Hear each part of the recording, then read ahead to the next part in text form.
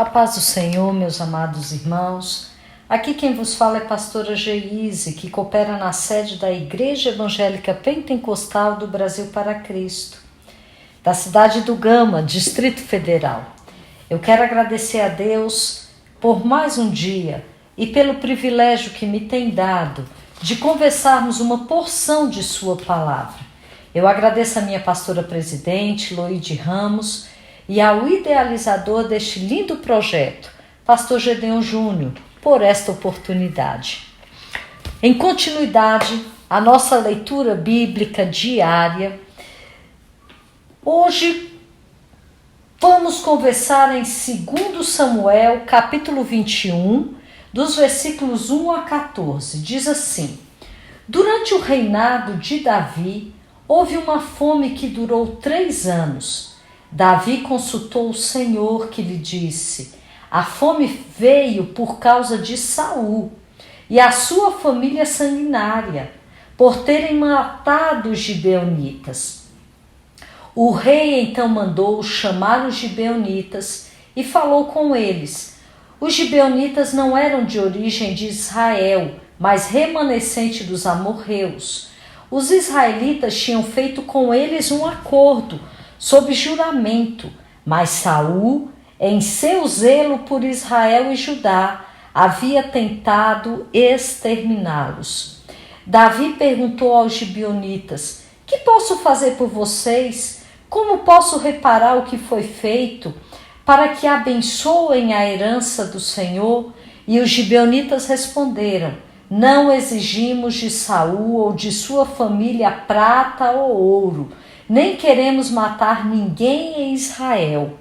Aí Davi perguntou: o que querem que eu faça por vocês? E eles responderam: quanto ao homem que quase nos exterminou e que pretendia destruir-nos, para que não tivéssemos lugar em Israel, que 7 descendentes dele sejam executados perante o Senhor em Gibeá de Saul, no monte do Senhor. E eu os entregarei a vocês, disse Davi. O rei poupou Mefibosete, filho de Jonatã, neto de Saul, por causa do juramento feito perante o Senhor, entre Davi e Jonatã, filho de Saul. Mas o rei mandou buscar Armone e Mefibosete, os 2 filhos de Rispa, filha de Aiá, que tinha dado a Saul. Com eles também 5 filhos de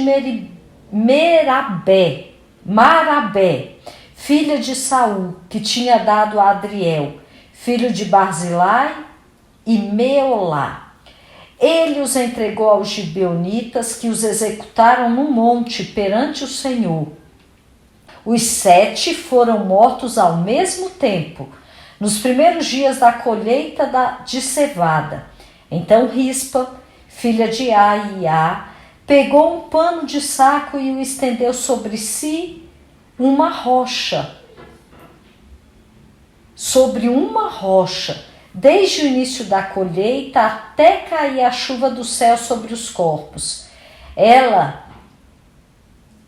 não deixou que as aves de rapina os tocassem de dia, e nem os animais selvagens à noite. Quando Davi foi informado de que Rispa, filha de Aiá, concubina de Saul, havia feito, mandou recolher os ossos de Saul e de Jonatã, e tomando-os dos cidadãos de Jabes Gileabe, eles haviam roubado os ossos da praça de Bet-Seã, onde os filisteus tinham pendurado no dia em que mataram Saul, no monte de Gilboá. Davi trouxe de lá os ossos de Saul e de seu filho Jonatã, recolhidos dentre os ossos dos que haviam sido executados. Enterraram os ossos de Saul e de Jonatã no túmulo de Quis, pai de Saul, em Zelá, na terra de Benjamim, e fizeram tudo o que o rei tinha ordenado. Depois disso, Deus respondeu às orações em favor da terra de Israel. Amados irmãos, esse texto, ele narra que estavam tendo 3 anos de fome Então Davi ele vai consultar o Senhor. E mediante essa consulta, ele tem a resposta de que, logo no versículo 1, a fome veio por causa de Saul e de sua família sanguinária, por ter matado os gibeonitas. E a casa de Saul era uma casa de sangue, violenta, corrupta, e o sangue das suas vítimas clamava do solo por uma vingança apropriada. Em Josué, capítulo 9, versículo 15, nós vamos ver, no capítulo 9, temos a astúcia dos gibeonitas e o acordo que eles fizeram com Josué. O que acontece? Josué vinha conquistando todos os povos. E esse povo ficou com medo de Josué. E chegou para Josué, dizendo que vinha de longe, já estava com suas roupas velhas, o pão bolorado, era tudo mentira, eles moravam ali pertinho. E o que eles fazem? Eles querem fazer um acordo com Josué. A palavra diz que Josué ele não consulta o Senhor em relação a isso. E no versículo 15 diz assim: então Josué fez um acordo de paz com eles, garantindo poupar-lhes a vida, e os líderes da comunidade confirmaram com juramento. E um acordo firmado pelo povo de Israel era acordo. Ele não era quebrado. No entanto, quando Josué soube que eles eram ali de perto e que eles estavam com medo do que poderia acontecer com eles e foram para tentar fazer esse acordo para não serem mortos, e o Senhor tinha mandado destruir a todo mundo. Mas aí o que acontece? Ele faz esse acordo e Josué, mesmo sabendo do ardil que eles usaram, da maneira como eles fizeram, Josué no versículo 26 os protege, do capítulo 9 de Josué, os protege, não permite que eles fossem mortos. Mas aí no versículo 27 diz assim: mas naquele dia fez dos gibeonitas lenhadores e carregadores de água, para a comunidade e para o altar do Senhor, no local que o Senhor escolhesse. E é o que eles são até o dia de hoje. Nós vamos ver que chega um momento em que Saul está matando um monte de gente. E ele não conserva esse acordo. Pelo contrário, ele quase acaba com os gibeonitas e desconsidera todo esse acordo que o povo de Israel lá com Josué tinha feito.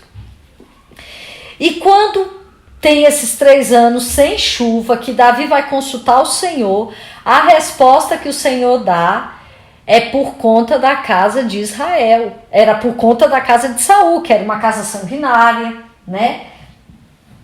Que tinham feito o que não poderia fazer. E tinha matado os gibeonitas. E aí, Davi chega para eles e pergunta: escuta, o que vocês querem que eu faça então? No versículo 3. Como é que vocês querem que eu a chegue para os gibeonitas, mesmo eles não sendo filhos de Israel? Porque é como a palavra do Senhor diz, eles eram ali da nação dos amorreus, né? Eles não tinham nada a ver com o povo de Israel. Os gibeonitas, versículo 2, não eram de origem israelita, mas remanescente dos amorreus. Mas os israelitas tinham feito um juramento com eles e Saul havia tentado exterminá-los. Aí no versículo 3, Davi pergunta: o que vocês querem que eu faça? Davi ele reconhece as justas reivindicações dos gibeonitas, mas agora ele estava na dúvida como é que ele ia aplicar essa vingança. Porque quando pergunta para os gibeonitas: como é que eu posso reparar o que aconteceu com vocês? Aí no versículo 4 eles dizem: nós não exigimos que Saul ou sua família, a gente não quer prata, a gente não quer ouro.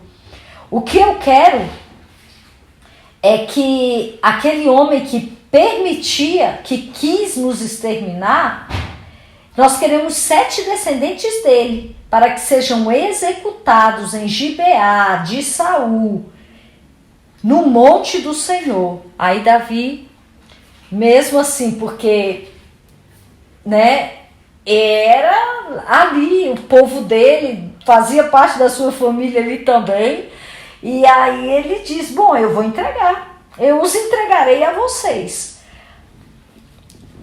porque o resgate aqui era a forma de fazer justiça, era o resultado que se ocorresse o que eles estavam pedindo, a seca acabaria, porque eles criam sim que os povos, que os deuses, até os povos pagãos, acreditavam que a falta de chuva era uma punição dos deuses pagãos, né?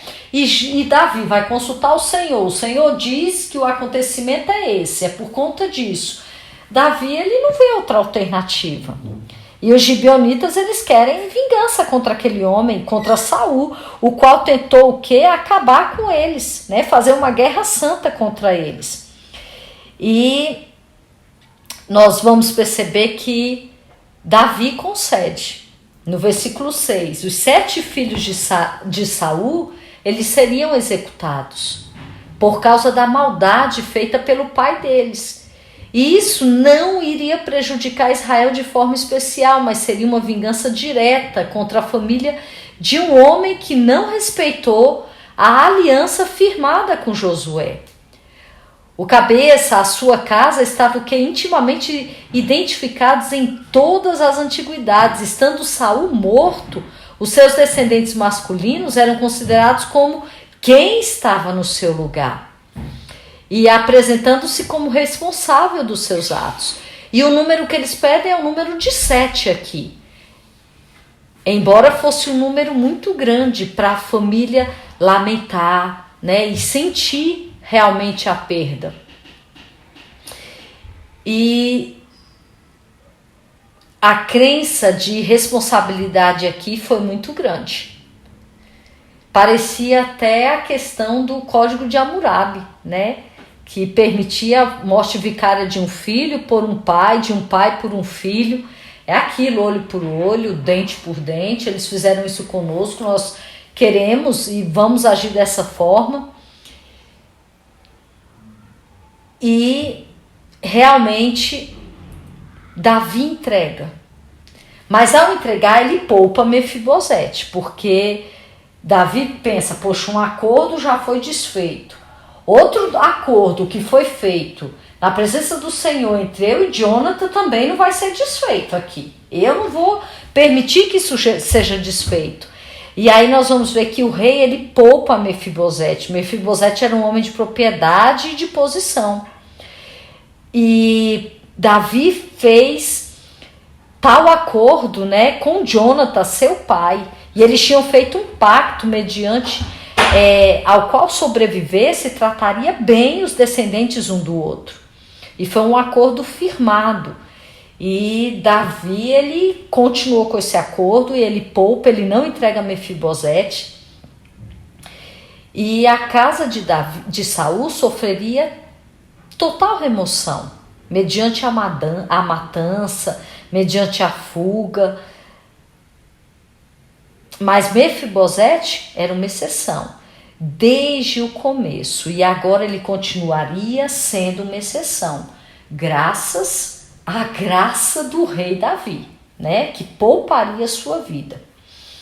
E aí nós vamos ver a triste lista dos que seriam mortos. A parte temível, né? Uma única mulher perde 5 filhos e a outra perde 2 filhos. Aqui, olha, no versículo 8, mas o rei mandou buscar Armone e Mefibosete. Esses 2, eles eram filhos de Rispa, filha de Aiá. E também mandou buscar os filhos de Merabe, filha de Saul, que tinha dado a Adriel, filho de Barzilai, a Meloá. que foram 5 filhos que essa mulher perde. E a palavra do Senhor diz que no versículo 9, ele os entregou aos gibeonitas, que os executaram no monte perante o Senhor, e os 7 foram mortos ao mesmo tempo, nos primeiros dias da colheita da cevada. Quer dizer, mês de maio, abril, mais ou menos por aí, março, abril, né? Mas nós vamos perceber uma atitude diferenciada dessa mulher. Rispa, nós vamos ver que ela agiu de uma forma, eu acredito que ninguém esperava. Eles são levados, eles são enforcados ali no monte perante o Senhor. Aí Rispa, ela havia perdido 2 filhos, mas a gente vê aqui que eles não são sepultados. Os seus cadáveres ficam ali. E o que ela faz? Ela arma uma vigia. Ela cobre-se com um pano de silício. Provavelmente ela deve ter colocado assim em forma de uma tenda, protegendo os corpos daqueles meninos.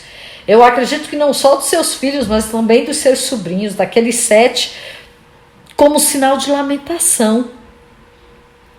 E ela impede que as aves e os animais ferozes se aproximem desses cadáveres. Rispa, quando nós vamos ver e estudar sobre essa mulher, Rispa, ela era uma mulher forte, de caráter firme.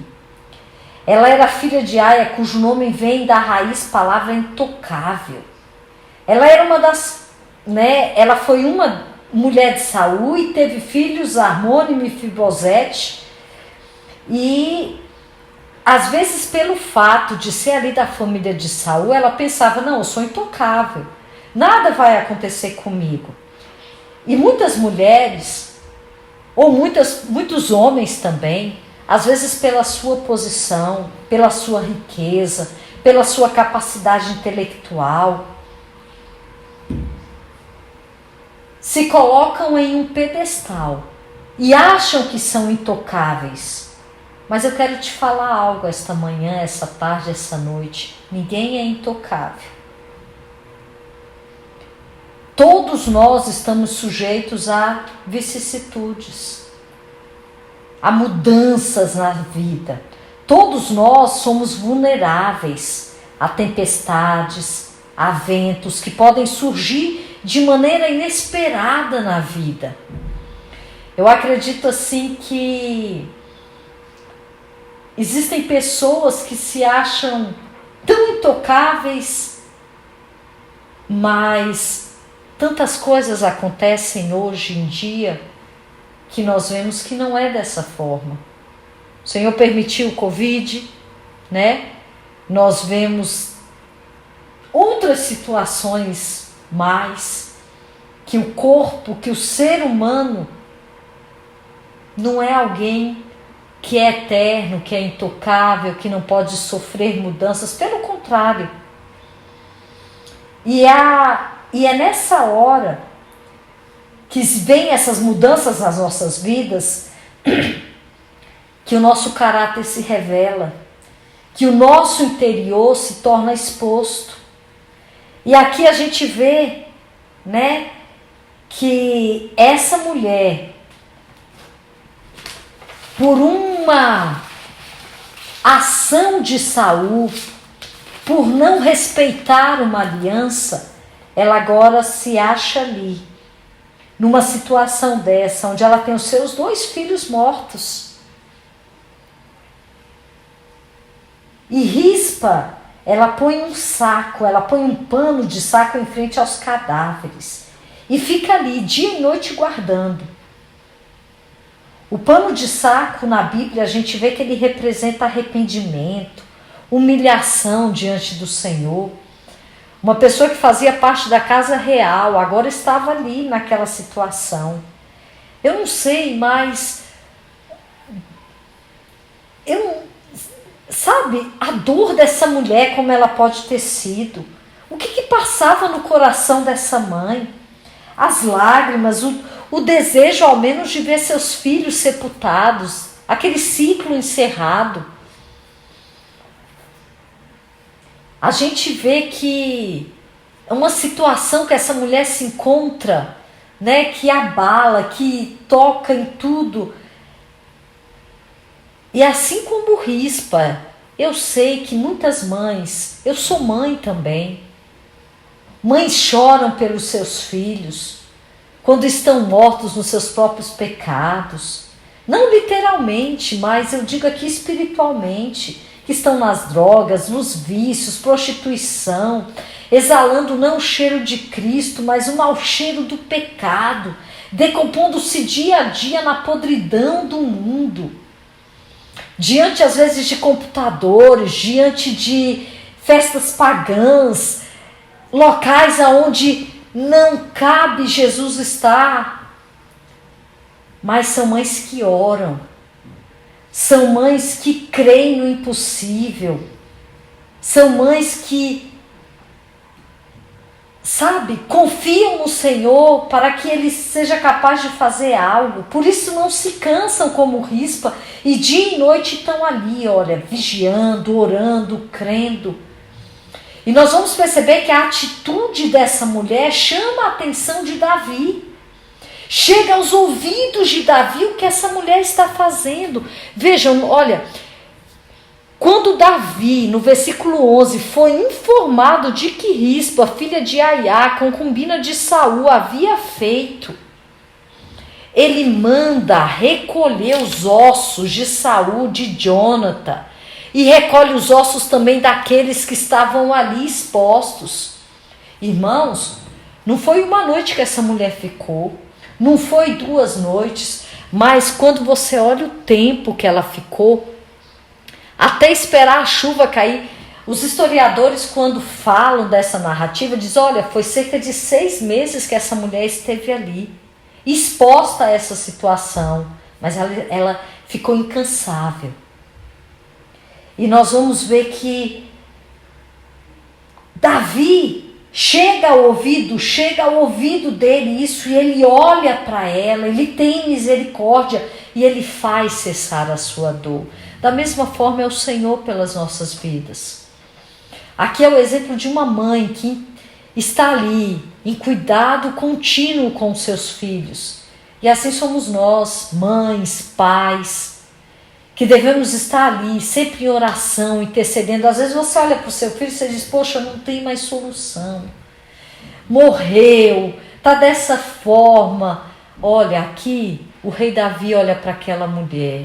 Eu quero te falar algo, essa tarde, essa manhã, essa noite. O Rei dos Reis tem olhado para você também, tem olhado para a minha vida, tem olhado para as nossas súplicas, e nenhuma das nossas orações são lançadas fora. Pelo contrário, todas as lágrimas derramadas chegam como incenso à presença do Senhor. É isso que a palavra do Senhor nos diz. Nós não devemos cansar. Nós não devemos deixar de lutar pelos nossos lares.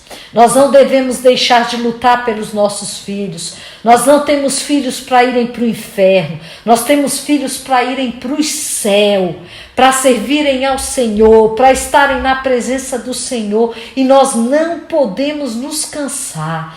Rispa é um exemplo de mãe que, meio à dor, à dificuldade, àquela situação, ela agiu de maneira diferenciada. Cadê Meribá aqui?